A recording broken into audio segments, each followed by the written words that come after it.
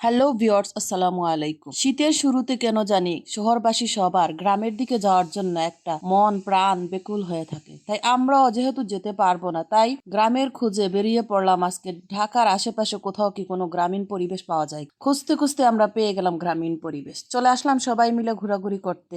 এখানে ঘোরাঘুরি করতে করতে হাঁটতে হাঁটতে একটু সামনে এগিয়ে যেতে যেতে দেখি একদল পাবলিক বসে আছে।